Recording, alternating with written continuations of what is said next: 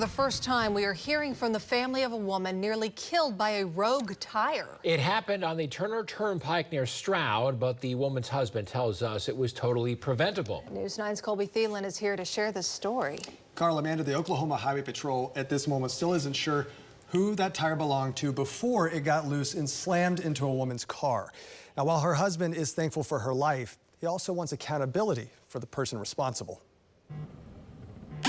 It was through an SOS iPhone alert that David Setzer found out. Actually sent us the indication that a crash was detected. A crash on the Turner Turnpike involving his wife of nearly 40 years, Robin. But it was extremely scary because she was not completely unconscious. It was very fretful at that point. He called us from rehabilitation in between talks with doctors and nurses.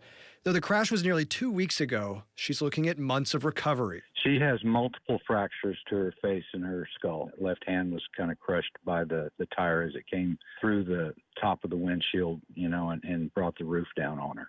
It was a tire troopers believe came off a trailer, crossed the median, and hit Robin traveling the opposite direction. That tire was probably in excess of 100 miles an hour. Just, blows me away that something like that would happen. But it would happen again 5 days later on I-35, and again, a week after that. 2 crashes the same day on I-44, all of these caused by loose tires. Are people actually being responsible for what they're towing, or even their own personal vehicles? Be responsible for what you own. David's responsibility now, comforting his wife, who doesn't remember how it happened. She wakes up wanting to know, what did she do wrong, why she has to be in this rehab? She did nothing wrong, and it breaks my heart. The Highway Patrol says that the driver whose tire caused Robin's crash may not have even known it came off. David thinks differently. It is still under investigation. He hopes sharing her story will prevent this from happening yet again. And you mentioned it is extremely preventable. What should we be doing to make sure we are safe on the road? Well, I went down to Pat's Tire and Auto Service to talk about that, and they said really the number one thing you need to be doing is listening to your car. If you hear something that sounds abnormal, take it into your mechanic that you trust, because that typically means there is something wrong with it.